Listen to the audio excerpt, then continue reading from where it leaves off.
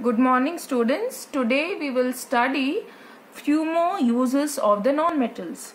First one is hydrogen. It is used in the manufacture of ammonia, and ammonia in turn is used in the fertilizers. Second point is it is used in the hydrogenation of vegetable oils to manufacture vegetable ghee. Here hydrogenation is nothing but addition of hydrogen. So oil is a liquid, so oil is getting converted to solid by means of hydrogenation or by addition of hydrogen. Welding of metals, it is used in the joining of metals. Then liquid hydrogen, it acts as a fuel in rockets. Nitrogen, it is used in the manufacture of ammonia and also filling food packages like those containing wafers. If you remember the chips packet and all, it looks as if some gas is filled inside that. Okay, and that gas is nothing but hydrogen. Liquid nitrogen is also used for freezing food. Presence of nitrogen in air reduces the rate of combustion. Now sulfur. Sulfur is used to make several chemical drugs. One of the example is sulfur drugs. Now vulcanized rubber. Okay, here what is happening is in vulcanized rubber, here the rubber is hardened. Okay, rubber is hardened, which is used to make automobile tires.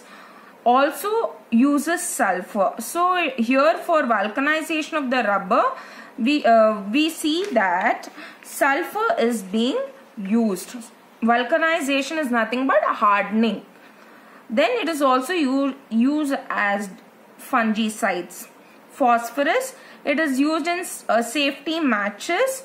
It is used as smoke screens, fireworks, fertilizers. Then chlorine, it is used in the water purification process. Next, moving on to alloys. Alloys are nothing but metals or non-metals. Alloys are formed. How are they made? Either metal or non-metal is added to a metal to improve its property. It can either be metal or a non-metal. It is added to metal. The final substance is called an alloy. First, main metal is melted. Then you dissolve the other metal or non-metal in a definite ratio. The proportion has to be right. Otherwise, we will not get the desired properties whatever we require. It's a homogeneous mixture of two or more metals or non-metal. Homogeneous means uniform mixture or uniform distribution of two or more metals or non-metals. Alloys are used for increasing hardness of metals. Okay, iron and copper alloying is done, and usually it's in 0.5% carbon is added to iron to form stainless steel so that it becomes hard, strong and tough. It increases resistance to corrosion. Example, stainless steel. Students, we will move on to changing physical or chemical properties. Now tin and lead have got a very low melting point, and the characteristics of tin and lead are entirely different. But when these two are used, are melted and it is used in the alloying process, we finally get what is known as solder, and the properties of solder is entirely different from that of tin and lead. And solder is used to join the copper wires. Next we will this is an activity that is mentioned in your textbook, testing nature of non-metallic oxide. Here we are taking deflagrating spoon. It means it has a very long spoon in which sulfur is taken.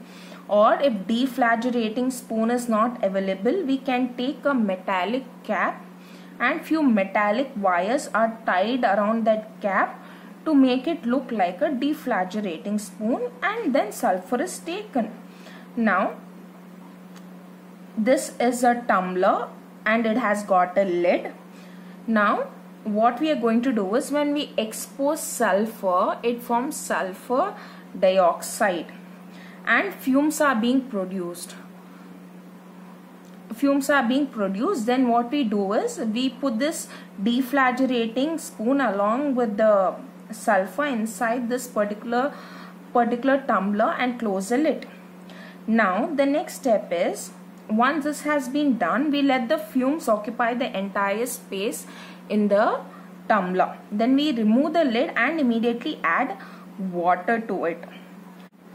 Here, when you test it with the litmus paper, what happens is, when sulfur dioxide combines with water, it forms sulfurous acid. So acid is formed. So what do we understand by this? Acidic oxides are being formed. The solution is acidic in nature. We see the blue litmus paper is turning into red. This is the nature of non-metallic oxide. We know acidic oxides are being formed.